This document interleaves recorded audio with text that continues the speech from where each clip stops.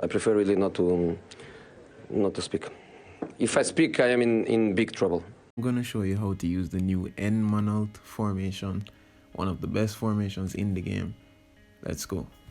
As you may know, Manalt is actually the manager for Uruguay.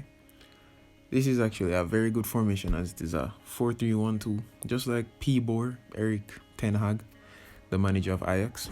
But this one is a bit different as it's counter-attack but it's long passing and it's all-out defense from the get-go. Very aggressive. The defensive line is high and it's very compact. From the get-go, you know that you have to use a lot of players with high stamina.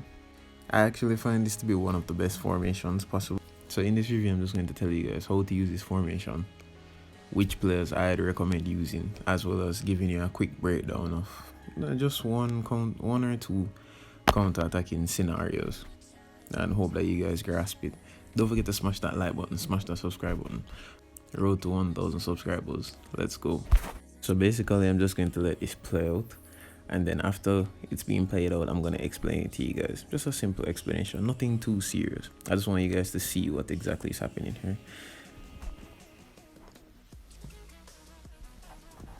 So yeah, so this is the replay. Let me just get this right here, custom striker. All right, so if I start the replay right here, as you can see, I'm here defending, right? So this is a quick and easy defense. As I said, that's why I prefer to have defenders with good heading. So Bastoni, who was my replacement for Ramos at the time, he has 99 heading, I believe, or is 95. One of the two of them, that's still good, which is usually better than the average striker, so he can win aerial duels easily. And as you guys know, he's actually starting for Inter Milan right now over Skriniar for some strange reason, so he might as well be, you know, used on my side because he must have some sort of talent. So yeah, so it's just a simple ball that goes forward to Immobile. Immobile finds Rashford. You see, the thing is now with this formation is that seeing that they have two strikers up top, it's not like you're playing with wings. So wingers now, you could easily use Rashford now, just the ball right there, but you have to understand that this isn't that type of formation, so you won't have that type of support across from him. It's probably the winger, not the winger, the next person, which would be the midfielder or the overlapping left back at the time, would probably be somewhere here. As you can see right here, he is somewhere here. So the best option to do is either run down Rashford while seeing who else is coming, because you have 1, 2, you have this guy who's soon joining the run. This guy is running, and you have, as I said, you have this one guy right here. So you play it now. Rashford plays it back. Ronaldinho is there. Now what happens is that, seeing that I have Ronaldinho, right? I'm watching this as well as playing. I have Ronaldinho here, I have this guy here, I have this guy here, I have this guy here, and I have the one guy here right here.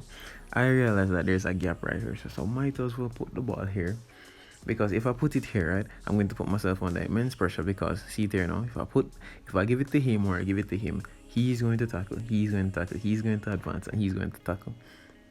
Unless I'm that good at dribbling that I can get past 4 men one time, so that, you know, I have beaten 4 defenders or 4 opposition players, then yeah, I would have done it, but that wasn't the case in this scenario.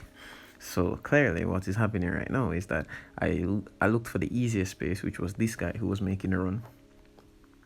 So that's Scholes. And what I realized is that Rashford, being the poacher that he is, will always be running into space. So just watch the runs, play the through balls, and get ready again.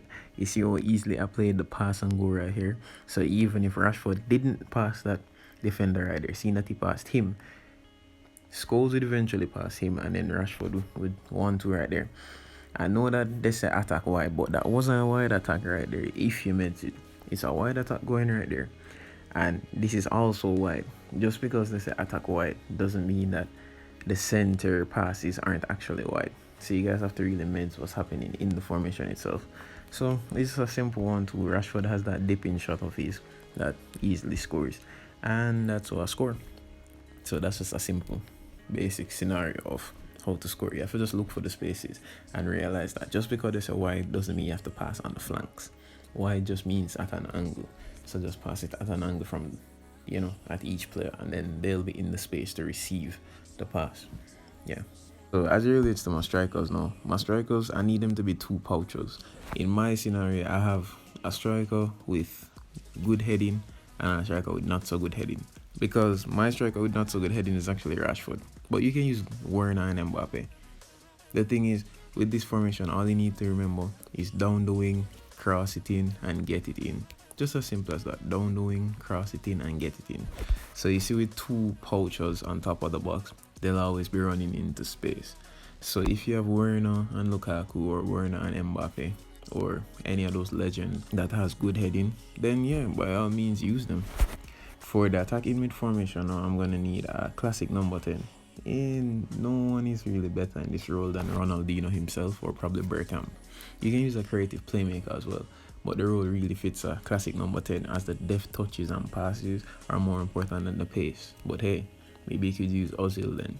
For my midfield, I'm going to use 2 centre mid forwards and a defensive mid forward in the middle. So my 2 centre mid forwards now are going to be 2 orchestrators. This is because I need persons who are actually going to give or supply proper balls going in from both sides. So in this case, I have Scholes and I have Kroos. My defensive mid forward is going to be an anchorman. Yes, you can use a destroyer. Yes, but I just prefer to use an anchorman. This anchorman really just sits back and just orchestrates all the balls going forward. Just as simple as that. My left back and my right back, I just need 2 offensive wing backs who can defend and who can cross the ball good, because if they're overlapping, I need some good crosses to be going in. Alphonso Davies isn't really the best crosser, but after his performance yesterday against Barcelona, might as well use him, because he's on a high right now. But you can use Roberto Carlos, you can use a lot, anybody with pinpoint crossing. Cafu has pinpoint crossing and he can defend reasonably well, so I use him. My defenders now, you use a combination of build-up play and extra frontman. So for build-up play, you can use anybody. You can use Sar, Van Dijk, Varane, anybody. I use Van Dijk or Varane. And then for extra frontman, you can use Yerry Mina or Sergio Ramos. And for goalkeeper, you just need an offensive goalkeeper. Usually my go-to is Ter Stegen, but after him collecting that 8 yesterday, yeah, I'm never going to use Ter Stegen ever again. That's just, bro, I just feel like I'm going to concede that 8 in online now if PES becomes more realistic. So yeah, I hope that this video was very helpful for you guys. Don't forget to smash that like button. Don't forget to smash that subscribe button. Road to 1,000 subscribers, so just help me out. I'm out.